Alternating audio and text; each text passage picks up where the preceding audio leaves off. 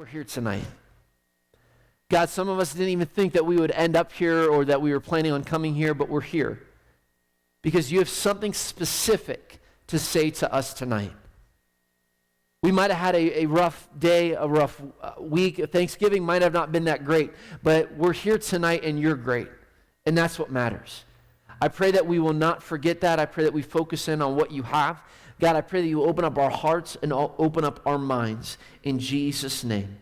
Amen. Guys, check out this video real quick. From darkness to light, this is the story we all share as the people of God. He draws us out to draw us in. From the birth of Israel to the church today, God delivers and dwells with his people. He draws us out of our sin, our Egypt, and draws us into his presence, into relationship with him.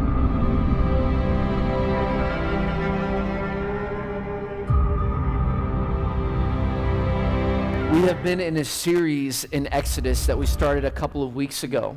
And it's been a tremendous series. I know that Dave spoke a few weeks ago on holy ground. We had a fire service outside, and I talked about the burning bush. And we've been talking about Moses, and we've been talking about this incredible journey that Moses has been on.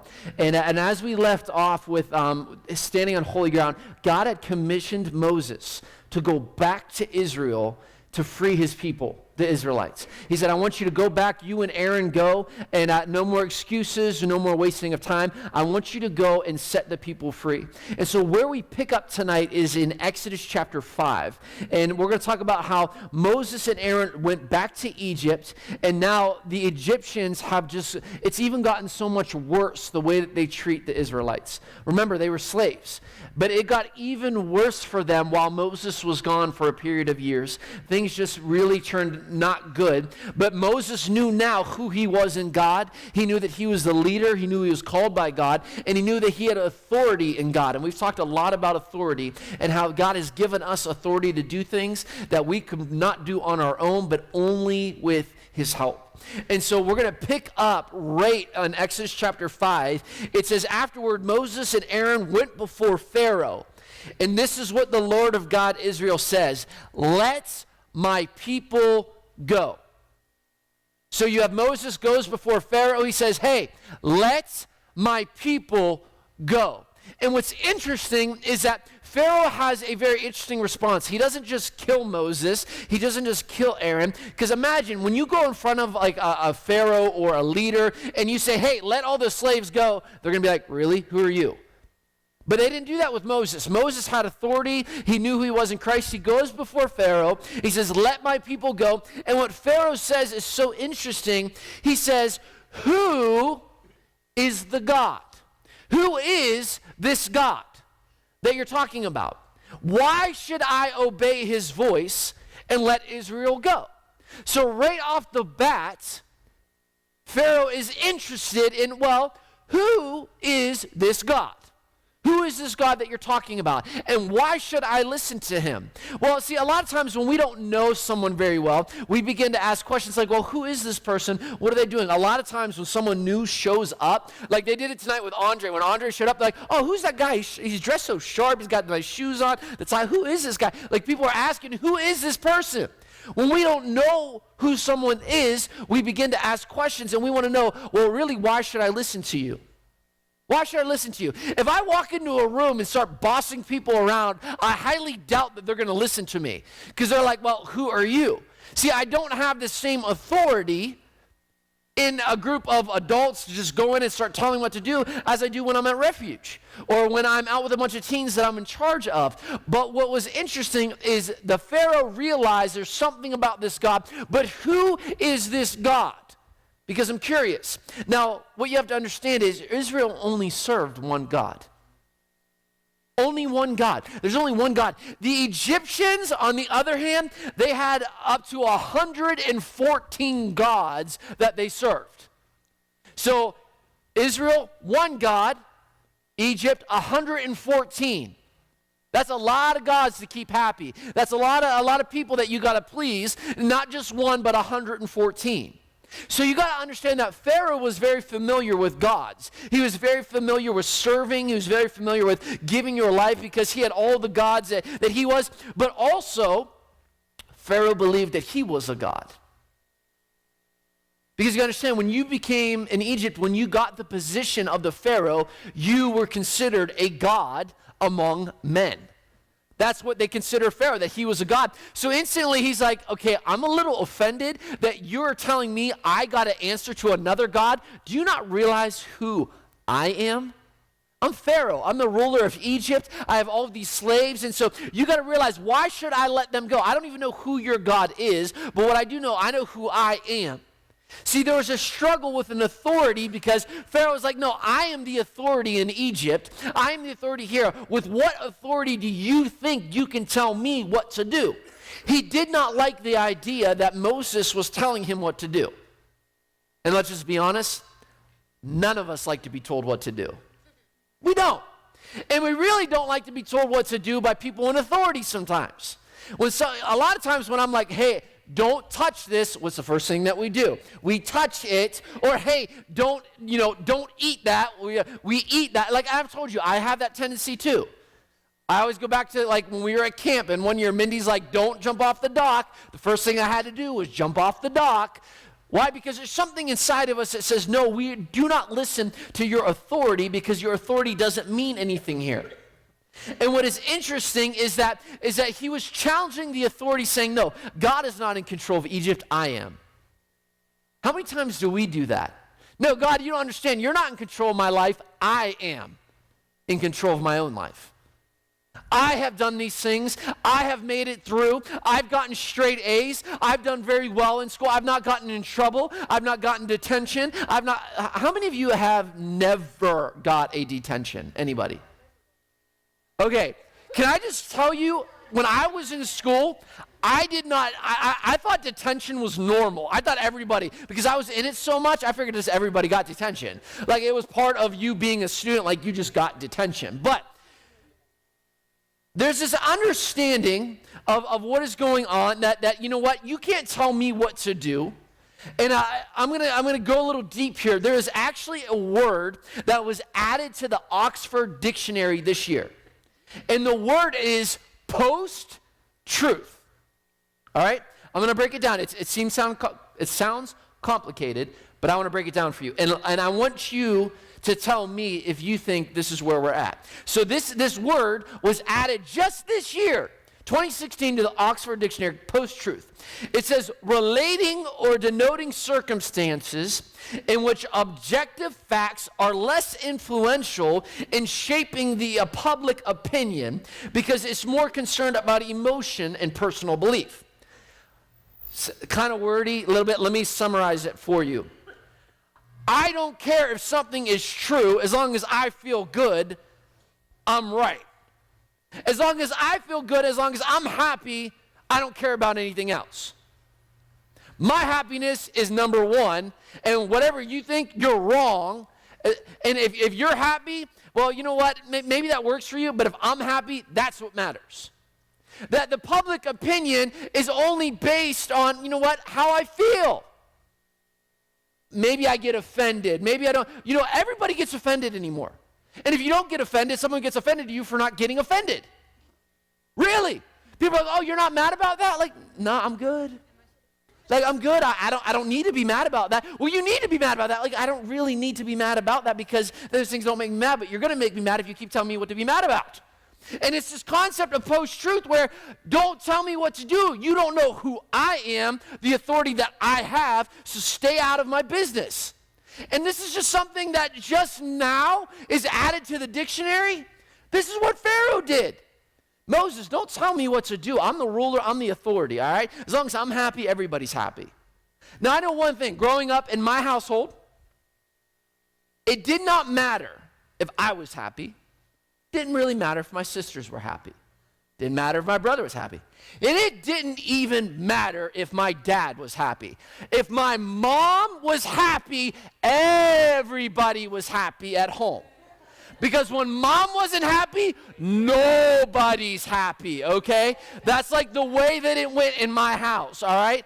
If my mom was in a bad mood, I'm leaving. I'm going to go for a walk. I'm going to walk to like Ohio or Maryland or far away. Like, I'm going to leave because she was the authority. She was the authority of that house. But there's this concept that has come out that says, hey, listen, who cares what anyone else thinks, as long as I feel good, that's all that matters. Do you know if we live that way and we only think about ourselves, our society will corrupt? Our society will not function properly if we keep thinking this way. How many of you have ever asked a question and you wish you didn't ask it? Like, you're like, why did I ask that? Like, we've all been there. We've all asked that one question and we're like, oh boy. Like, I remember and a lot of your parents or grandparents are probably the same way. My dad would say not to do something, and I would ask that little question, why? Why? You know, like many of you know, like, why? And the common response is, because I told you so. Well, as I got older, my dad would begin to explain why, and I wish I would have never asked it. Like, I don't even want to know. I don't even want to know. So, what I want to tell you tonight is that a common question that is going to be asked is, who is this God that you serve? Who is this God that you live for? And why should I live for him? Maybe your friends have asked you this, maybe your family. It doesn't. People are going to ask you at one point or another, who is this God and why do you live for him? Why do you serve this God? What makes your God so much better than everybody else? Do you know that the majority of the Americans profess to be Christians? It's the vast majority of the religion. They proclaim to be Christian. But how many of you know you can proclaim to be something that you're not? We good? You can just turn me down in the monitors all the way. Okay. But we ask a question that we shouldn't have asked, and we get an answer. And can I tell you the truth? This is what happened with Pharaoh. Pharaoh did not realize that when you ask, who is this God? God is going to answer. And it might not be the answer that you want. Because God said, I want you to let my people go. He said no. And then he goes, well, who is this God anyways? And God says, okay, let me show you who I am. And that's where we jump into the story tonight. Because it says in Exodus chapter 7, verses 3 through 5. I think I have it. You can go ahead and put that on the screen. It says, but I will cause Pharaoh to be stubborn, so I can multiply my signs and wonders in the land of Egypt. Even then, Pharaoh is going to refuse to listen to you. So I will crush Egypt with a series of disasters, after which I will lead the forces of Israel out with great acts of judgment.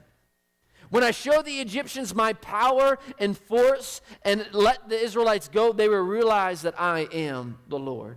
See, God wanted to prove to the Egyptians and to Pharaoh that, all right, you want to know who I am? I'm going to let you know who I am firsthand. He wanted to display his power so they could know, and that word know means knowledge. And in Proverbs, it says this, in Proverbs 1:7, the fear of the Lord is the beginning of knowledge, but fools despise wisdom and discipline. So God says, all right, you really want to know who I am? I'm going to tell you. I'm going to reveal to you in knowledge, and I'm going to reveal to you in wisdom who I am. So you better pay attention. This is what he was going to say. He said, you really want to know what I can do and who I am? Well, I'm about to send some disasters your way to help you figure it out a little bit. Help you understand who I am. Because you don't want to do what I've asked you to do? Well, I'm going to tell you now who I am and what I do, and we'll see if you listen then. See, God makes it clear to Moses that he is about making himself known. You got to understand that. We serve a God that wants to be known. We serve a God that wants us to tell others who he is. It is our duty as a Christian to tell others about him. If we call ourselves a Christian, we need to be telling people about Jesus. We need to tell people about Christ. So what is it that God is going to show? Like, okay, God, what is it you have to offer? Well, number one is I'm going to show you that I am divine and I am Yahweh and I am that I am. We talked about that. Dave talked a little bit about that. God has given Moses his personal name in the burning bush. Remember, Moses said, well, who is this? He says, I am that I am. I am Yahweh. I am the God. I have divine position. I am Lord. Remember, if you're Lord over something, you have position and power over something. So God was saying, listen, I'm divine in nature, and I can't be taught. There's no one bigger or better or more powerful than me. But also realize that I am Lord over everything, and that I'm also Elohim, which means mighty in power, and how mighty he is because he created everything. So he says, listen, I am divine. I'm top. There's no gods above me. There is no gods that can match me. There's nothing in the universe that is like me. I am the creator. I am the Alpha and the Omega, the beginning and the end, and I'm going to prove it to you. And what I'm going to do is I'm going to cause forces of nature to happen. And this is where we find in the Bible the 10 plagues of Israel, the 10 plagues of Egypt. See, we got to understand that what happened in the Bible, there was 10 things that God said, all right, cool. You don't think I am who I say that I am? I'm about to show you who I am. And I'm going to show up in a big way. And so we have 10 plagues that took on Egypt. And you got to understand, Egypt had sorcerers. They had people that were priests to their 114 gods. And we're going to talk a little bit about that. But let's talk about number 1. The first plague that happened, he said, all right, cool. You want to roll this way? Let's do this. In Exodus chapter 7, he says, Moses, I want you to stick your staff in the Nile River. When he did that, and he took his staff and he put it in the Nile River, all of the water that was found in Egypt turned to blood. I want everybody to pay attention because you're about to get, this is weird. This is crazy. You got to understand that all of the water sources, everything in Egypt, it literally turned to blood. Because you got to understand, Moses rolled into Pharaoh. He said, hey, let my people go. He said, no. He said, all right, well, I'm going to come back to you 10 times. And I'm going to keep asking you the same question till you say yes. So he went back out. A few days later, came back. Let my people go. No, all right, boom. Rod in the river, blood. Every water source was turned to blood. And what's interesting, I was talking to Jen about this before we started. What is interesting is that every plague that happens matches up to a Egyptian god. See, there is an Egyptian god of the river, the spirit of the Nile, called Hapi. And there's the goddess of Enquet, who was the water goddess, and the goddess of Namu, who was a water god. And all these old gods that were supposed to guard the Nile River, guess what? They didn't do their job. They didn't do very good at what they were supposed to do because you just had some Israelite dude come up, stick a staff in it, and now everything is blood. So it matched up with what the Egyptians were going to. Now listen, I want you to think about this. Imagine going into your kitchen right now in your mind, go to your kitchen, put on the faucet, and all of a sudden blood comes out. Go in, you turn on your shower, all of a sudden blood comes out. You go to get a drink of water out of your little Brita water filter, you pour it, blood comes out. Now you got to understand, we got to think about this. This is insane that every water source was turned to blood. You got to understand that the Nile River was known as a source of strength for Egypt. They pride themselves on the Nile River being one of the most powerful rivers. It was something that was notorious in Egypt. And their big thing, the most powerful thing that they had in Egypt was now blood. Now listen, I know some of you would not even drink tap water. Let's just be honest. You're like, have you smelled the water that is in my house? Like, some of you don't even drink water unless it comes in a bottle. And you think about blood in the water. No. You ever been in a swimming pool when someone gets hurt or has a bloody nose and all that? It spreads really quick. And you're like, I'm done. I'm out. Why? Because the blood, it just goes everywhere. But it was not only in the Nile River, but water that they had stored up was blood. So there was blood that was all through it. And we have to understand that Pharaoh's priests said, all right, watch this. We're going to do what God does. And through however they did it, the Bible says through secret arts, many people believe it was just a secret science experiment that they did. They were able to reverse it and do exactly the same thing. All right. So touche. Priests can do the same thing that Moses can do. All right, cool. All right, so maybe God isn't really who he says he is. Why? Because they can do the same thing that our God can do. Let's move on to the next one. Plague number 2. You have Moses rolls in and says, let my people go. Pharaoh says, no. He says, all right, cool. If you refuse to release the Israelites, I'm warning you, I'm going to hit the whole country of Egypt with frogs. Oh, and see, some of us are like, oh, frogs. Some of you like, I love frogs. Like, no, listen, this isn't Kermit, okay? Like, this isn't Kermit the Frog hanging out. You got to understand that this is what it says. It says that the Nile River will swarm, a swarm with frogs. And not only that, this is what the Bible says. I love how the Bible just kind of lays this out. It says, well, listen, first they're going to come up into your house. So you're going to have frogs in your house. But not only are you going to have frogs in your house, but then they're going to come into your bedroom where you're at. And then after that, they're not going to only come into your house and come into your bedroom. They're going to come up into your bed. And not only in your bed, but in your servants' quarters. They're going to be among everything in your house. Oh, by the way, they're also going to be in the ovens, the pots, the pans. They're going to be all over you. Frogs are going to be everywhere. All right? Now listen, I've done my fair share of chasing frogs and catching frogs and all of that. But I will tell you this. If I am playing with like one little frog, cool. Maybe 2, 3, cool. But all of a sudden, if frogs begin to overtake me, game over. All right?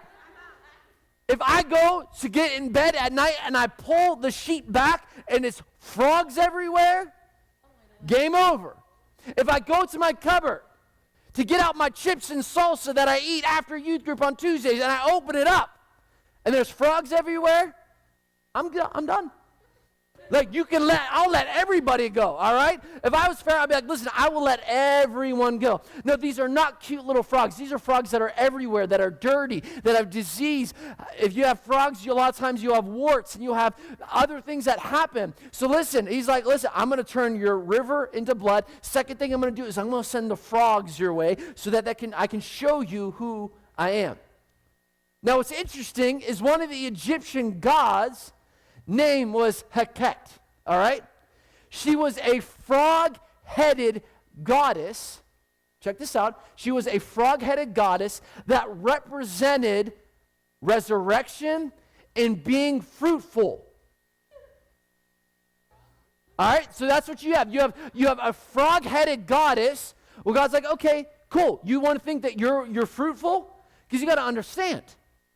Egypt was a beautiful country.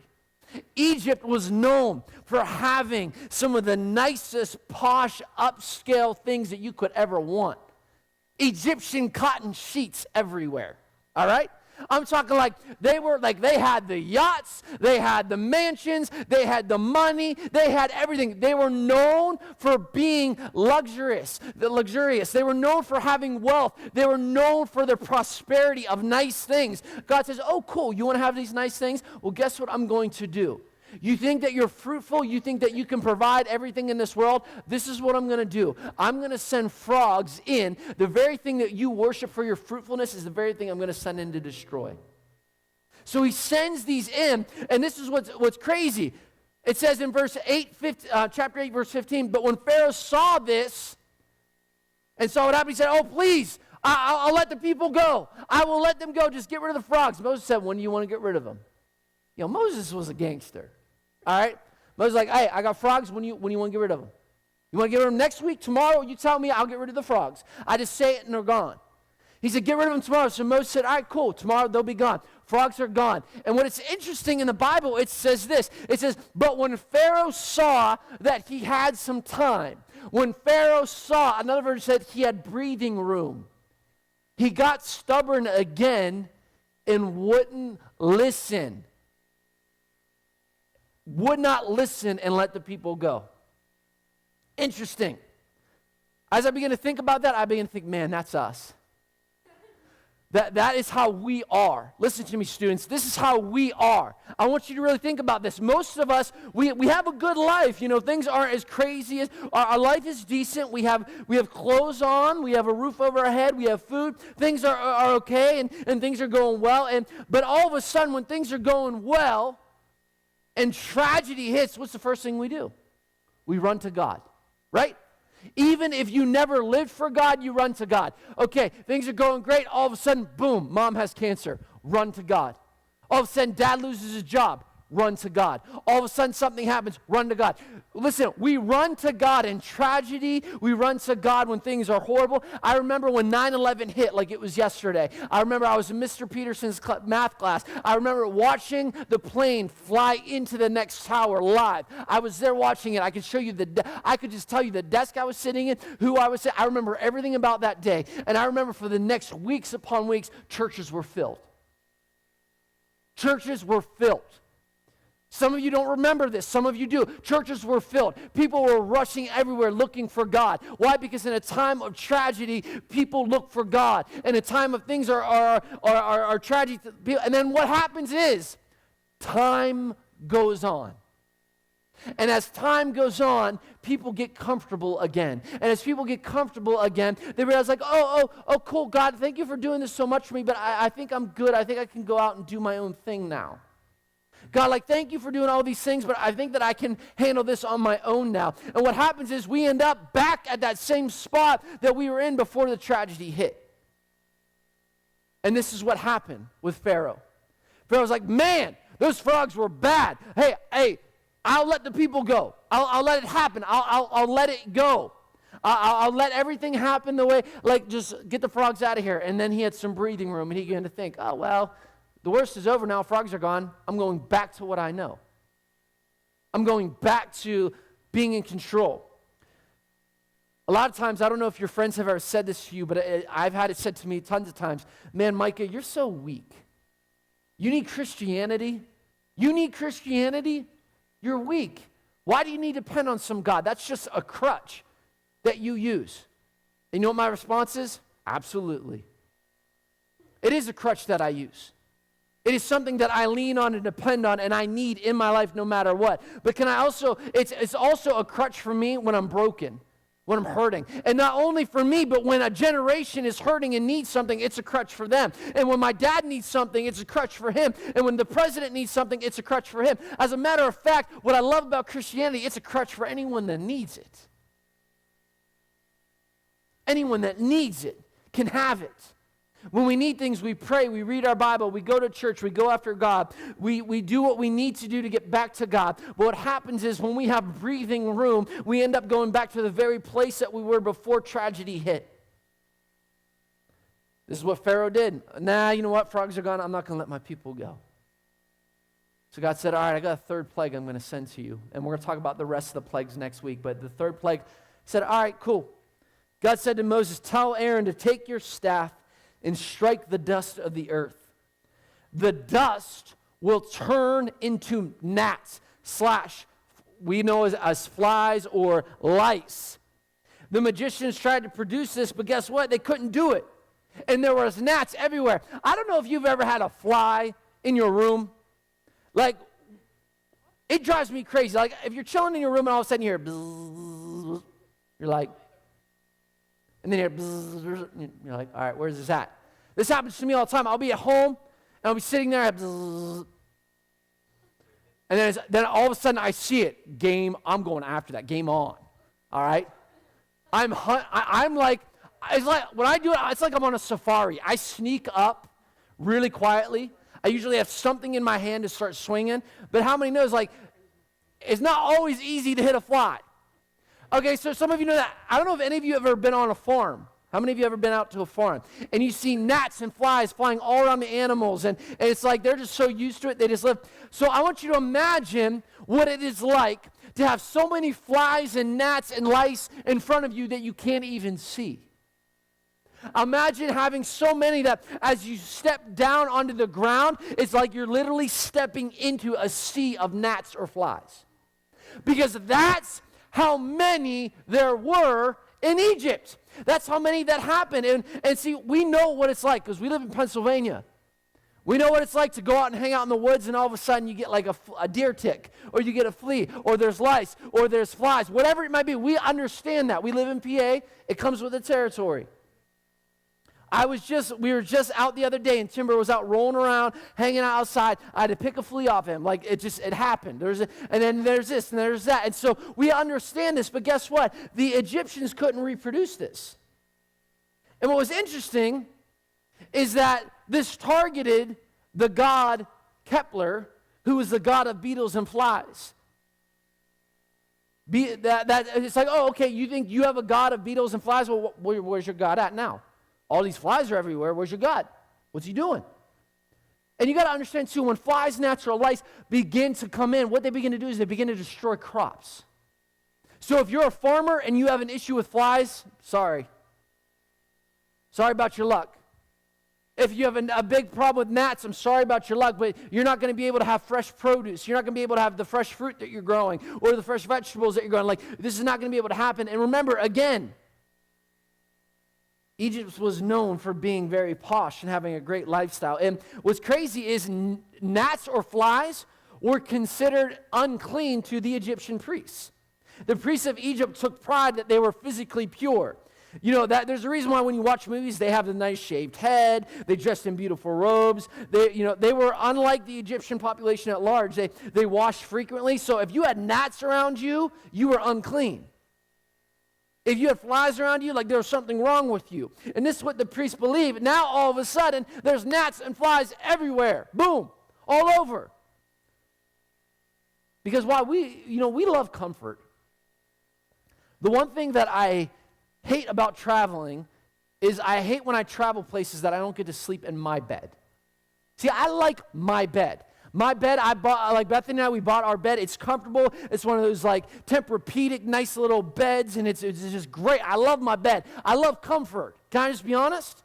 I love the comfort of my bed. I love the comfort of my house. We love comfort in America. There's even pillows now that you can buy that like if you're just like too hot at night, there's pillows that like you can lay your head on it, like has a cooling effect. And then there's the opposite, like if you freeze all the time, you can get a heated blanket and wrap up in it and be nice and warm. Like we love comfort. We love to have all of these nice things and it's all these things that we enjoy. And you know what's crazy?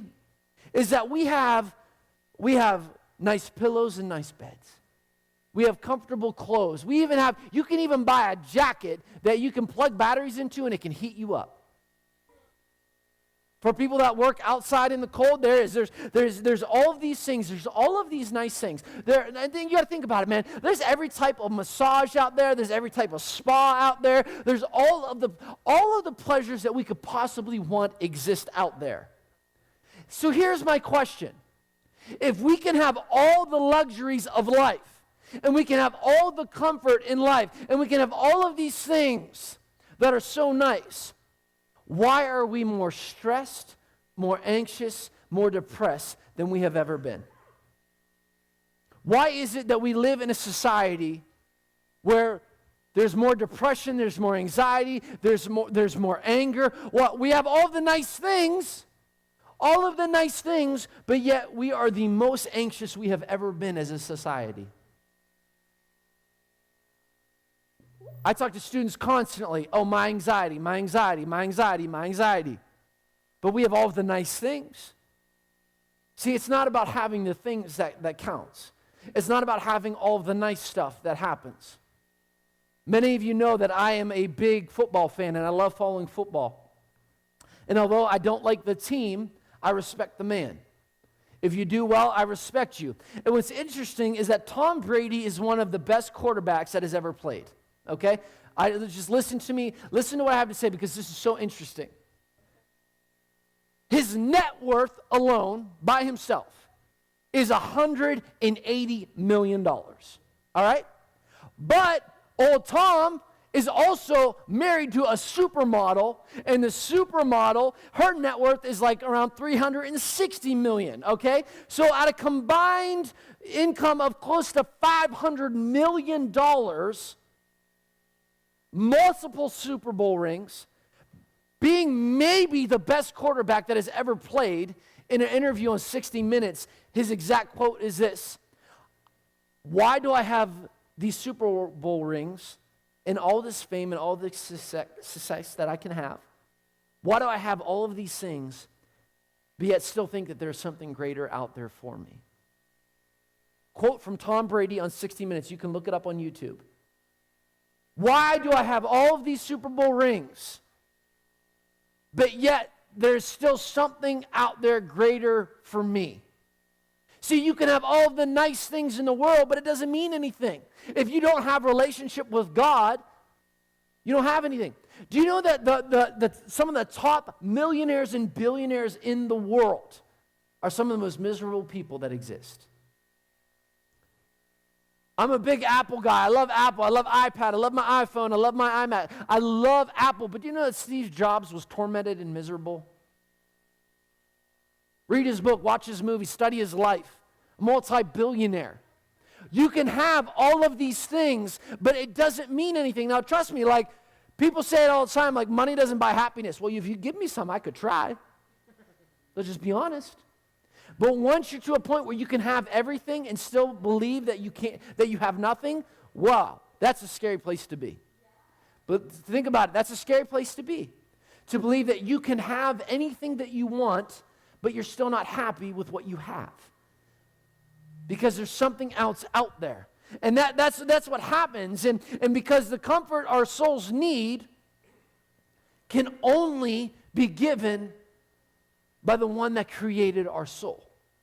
See, the comfort our lives need, the peace our lives need, can only be given by the ones that gave us life. Can only be given by the ones who have equipped us with what is. So when we ask the question, who is God? Who is this God that you serve? Well, that's a loaded question. Because when you ask who God is, He's going to give you an answer. When you ask, okay, who is this God? God says, are you ready for the answer? Are you ready for what I'm about to say to you? Because see, Pharaoh wasn't ready for the answer that God was going to give. We have to understand that when we believe in God every day of our life. When you ask God who He is, He'll give you answers. You may not like them, but He's going to show you who He is and what He can do. Next week, we'll talk about more of the plagues of what happened. But see, what I believe I believe that there are things that are going on in the world, there are things that are going on in life where God is trying to get your attention. Trevor, if you want to come. God is trying to get your attention.